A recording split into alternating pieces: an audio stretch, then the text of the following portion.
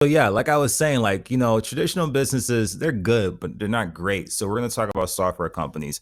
And it's pretty obvious if you look in today's world that software companies are some of the most powerful and profitable companies in the world. And there's reasons behind that. For one, software companies have zero marginal costs. So when you think of cost of goods sold, distribution costs, and transaction costs, they're all effectively zero. So let's go by one. Software companies, and the software that they create are digital products. So to actually create a piece of software, it does require a lot of upfront costs, hiring designers, project managers, developers, and anyone else is on the team, etc.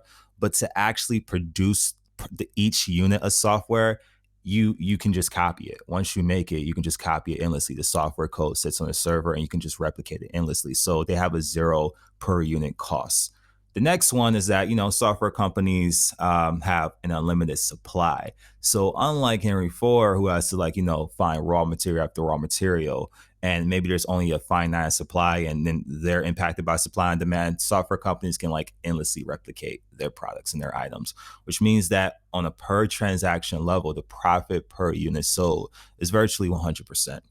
Now you have distribution costs. Now, if I were selling, because I picked toothbrushes for the sake of this conversation. If I was selling toothbrushes, I have to actually produce the toothbrushes, put them inside of a truck, and then ship them all across America, and that would take forever. And if I want to go international, I have to ship them overseas, and that will cause my costs to go wildly up just so I can make a profit. But for software companies, their services are deliverable via the internet, and the internet, it costs virtually $0 to send a byte from Tokyo to London to Africa to New York City. So this is why software companies have been like some of the more profitable companies, and they're way more recognizable compared to the traditional businesses. In fact, if you look at stock charts back in the 80s, obviously companies like GE in the US were like the dominant companies of their time, as well as IBM and others. But nowadays, you see more so software companies such as Google. You may even see like Adobe, the makers of Photoshop. If you guys are designers and editors, you might know what that is,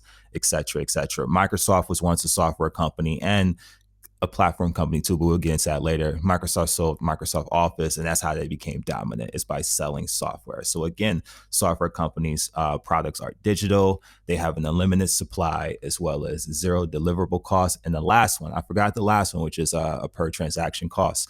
Software companies, because their storefronts rather are the internet as well, the per transaction cost is effectively zero. Now, this does come with some caveats. There might be some credit card payment processing, but they don't actually have to have an employee to sell someone the product like a car dealership. You know what I'm saying?